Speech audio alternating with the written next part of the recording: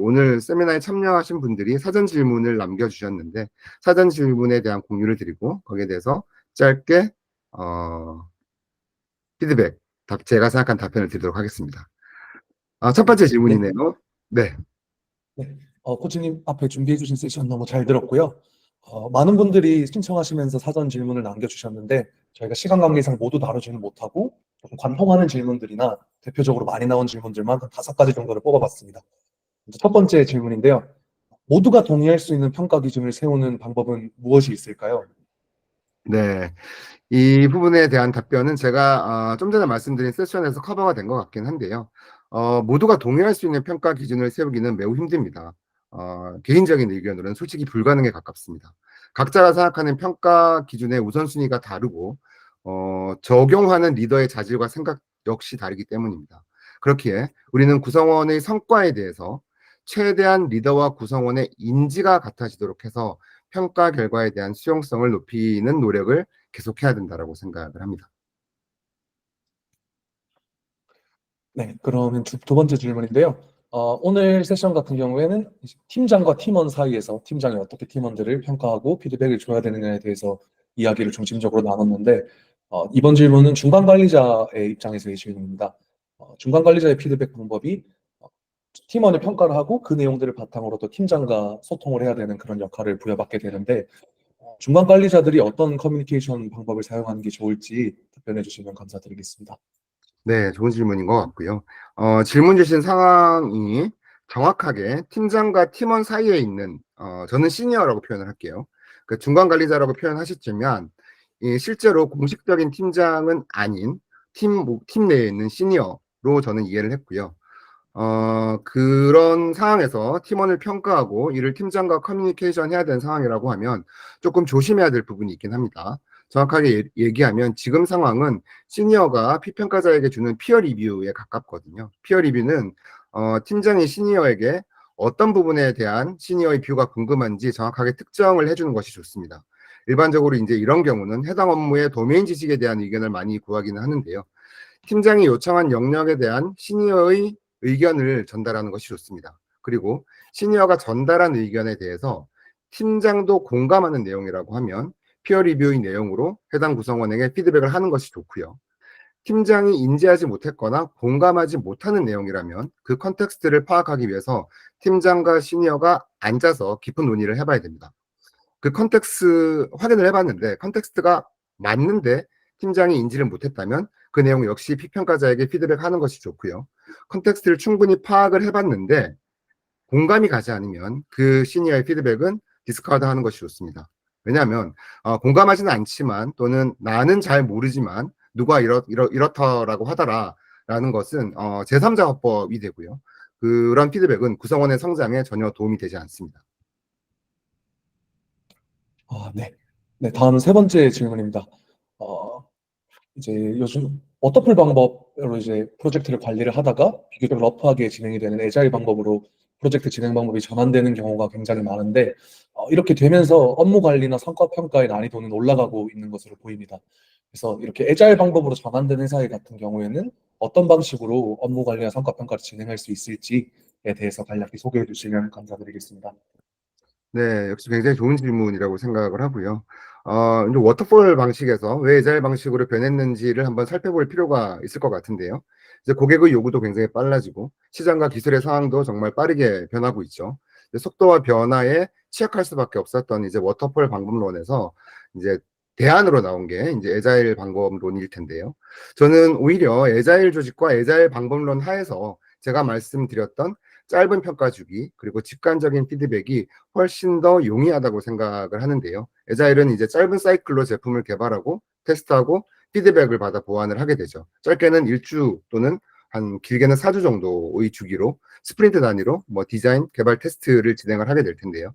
이런 스프린트 단위로 끊어서 제품, 디자인, 개발 모두와 스프린트 회고를 하면서 피드백을 전달할 수 있겠죠. 특히 뭐 팀원 간 또는 뭐 팀 내에 있는 기능 조직 간의 문제 해결을 위한 소통과 협업 방식에 대한 피드백이 아주 용이한 구조라고 생각을 합니다. 네, 다음 네 번째 기준입니다. 좀 굉장히 넓은 범위에 포괄하는 질문인데, 평가 기준은 어떻게 선정하는 게 좋을지에 네, 질문이 들어왔습니다. 네, 범위가 굉장히 좀 넓기는 한데요. 간단하게 말씀을 드리면 이 뭐 조직과 CEO의 색깔에 따라서 정말 다양하게 평가 항목과 기준이 잡힙니다. 먼저 평가 항목을 보면요. 크게 이제 what이 있고 how가 있겠죠. 이제 목표치의 달성 여부 또는 업무의 아웃풋이 대표적으로 what에 해당되는 영역일 거고, 왓을 얻기 위해서 헤쳐나가는 과정에서 역량, 태도, 협업 등이 하우에 해당이 될 텐데요. 이 적절하게 조직의 성격에 맞게 왓과 하우를 믹스해서 우선순위화하는 것을 추천드립니다. 저는 개인적으로 하우를 좀 더 높게 보기는 합니다. 기업마다 중요하게 생각하는 핵심 가치가 다들 있을 텐데요. 이 핵심 가치를 컬처덱이나 홈페이지에만 놀리지 마시고 실제 핵심 가치의 수준을 하우에 접목해서 한번 평가해 보시기를 추천드려요.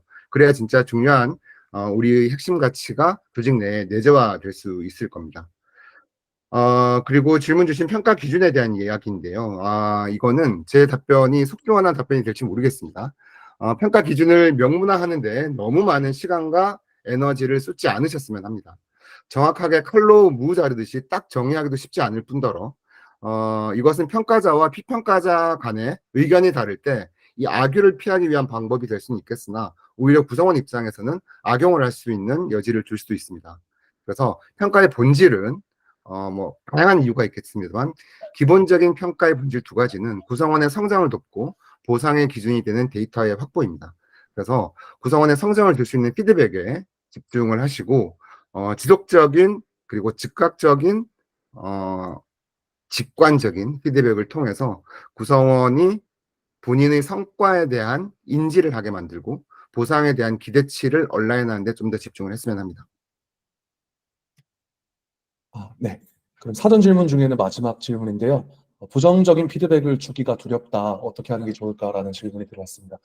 이 부분은 사실 세션 앞에서 코치님께서 굉장히 잘 다뤄주시기도 했고, 뒤에 다룰 두 번째 세션과도 좀 연결이 돼 있어서 제가 우선 조금 간단하게 말씀을 드리겠습니다.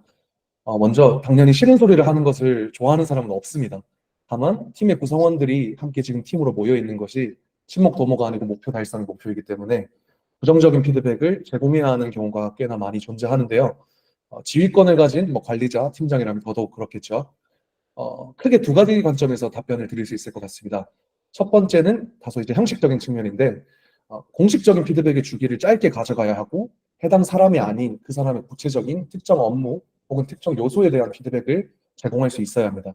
그래야 주는 입장에서도 그 당사자가 아니고 그 당사자의 특정 부분에 대해서 구체적으로 피드백을 줄 수 있고, 받아들이는 입장에서도 나에 대한 비난이나 비판이 아니고 내가 이제 나의 어떤 부분에 대해서 더 나아지기 위한 어떤 방안이다라는 식으로 직관적으로 서로 피드백을 주고받을 수가 있게 됩니다.